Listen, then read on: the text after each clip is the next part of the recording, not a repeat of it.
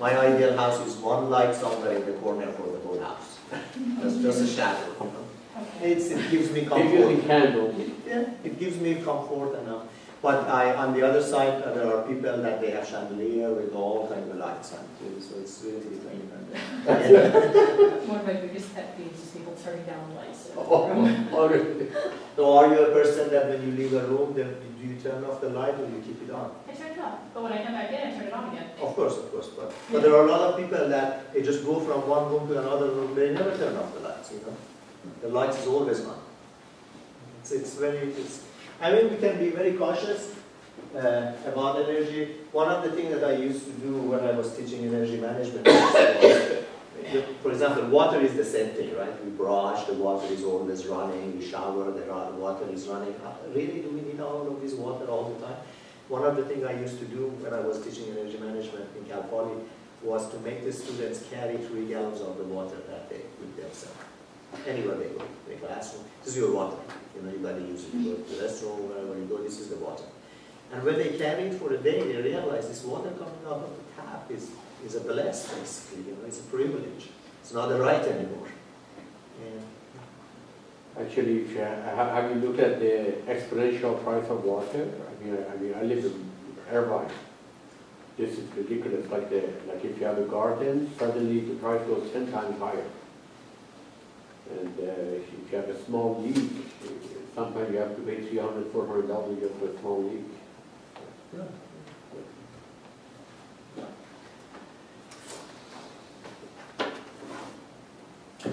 Fortunately for living in the age of electronic control, there are a lot of electronic control specifically when it comes to lighting. You know, you have lots of sensors, you can have dimmer. Depending on how much money you want to spend, you can really control the amount of the usage. Specifically when it comes to office spaces, they really are not that much cautious about energy usage. That's why they put sensors. These days, when you go to most office spaces, bathrooms lights are all sensor. Conference rooms lights are all sensor. You know, if nobody's there, it's going to automatically turn off. And there are dimmers that you can manually change the light, so you don't have because before it used to be on and off, right? Now with the dimmers, you can control the amount of the light you want. And the latest system that is in the market is you can actually have automatic dimmer. So the dimmer by itself, looking at outside light and inside light, it automatically changes the lighting for you.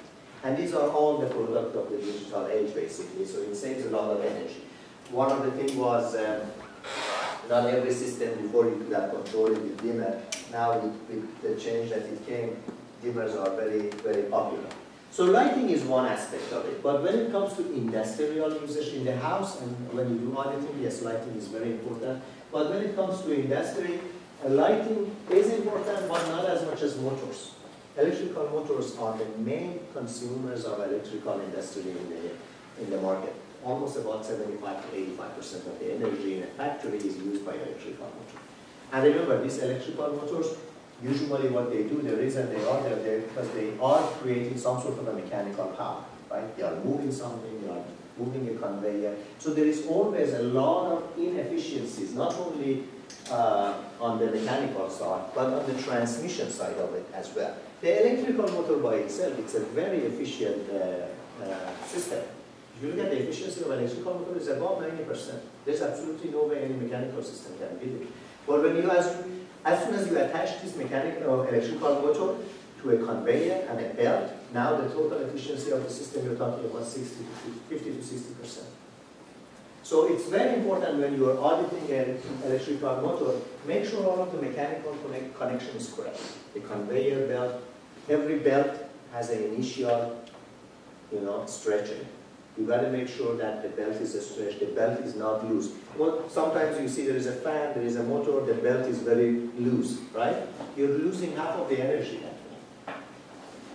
That's why when you are switching belts, when you buy a new belt, it has a life. It says 2,000 hours, or 7,000 hours, or 15,000 hours. You got to change the belt at the end of the life of the belt.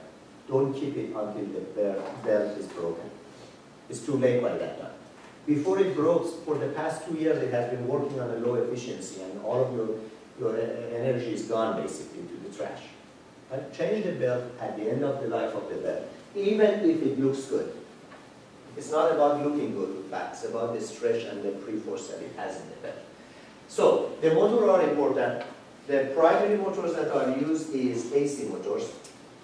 Before when the technology developed, what was happening was when you had the motor with the fixed frequencies, when you wanted to have different revolution per minute coming out of the motor, you have to have gearboxes and alternative mechanical system, and that was total loss.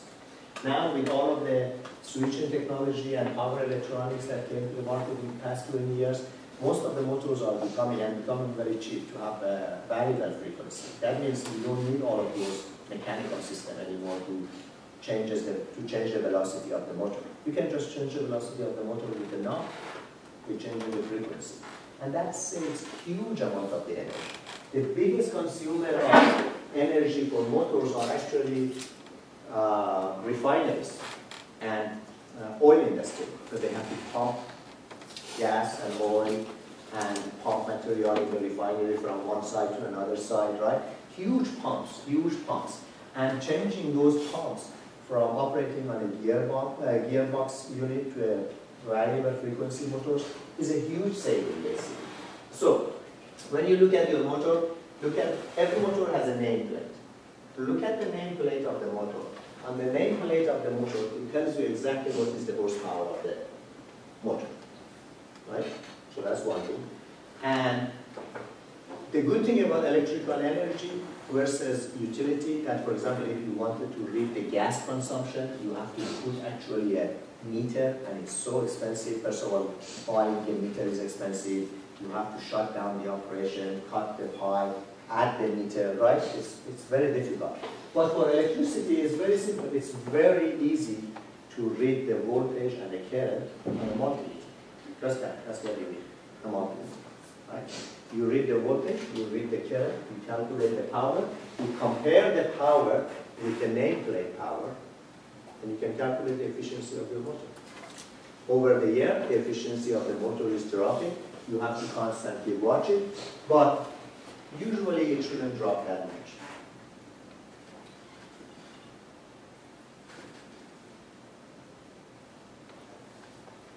Okay. So, if I want to deal with motors, the technology of the motor is changing. There are new motors that come into the market, and these motors are less power consuming and generate the same amount of basically mechanical power that you need. What do I need to do?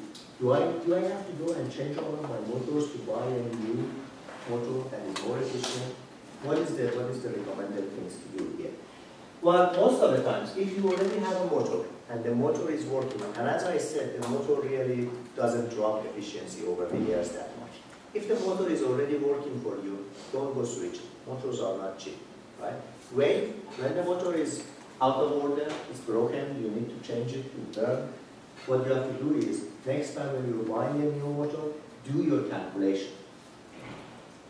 High efficiency motor are more expensive, but if you look at the life of the motor that you're going to use in 5 years to 10 years, the amount of the differences in energy between the high efficiency motor and low efficiency motor usage and price of the different motor, you can easily calculate how many years it takes for me to buy the more expensive motor, which is higher, it has higher efficiency. If it's going to take me 5 years, or if it's going to take me 10 years to pay it back, to get my money back, and the life of the motor is 10 years, it's not worth doing it, right? You want to get your money back usually in 3 years to 4 years, and the life of the motor could be 10 to 15 years. So those are the calculations that easily can be done. I'm not going to go through these things. Talk about the variable. Okay. Now, one of the things that you can do is always try to make sure that your motor is operating under the condition that it is asked. Connected to different sensors, connected to, for example, time clock, depending on what kind of operation.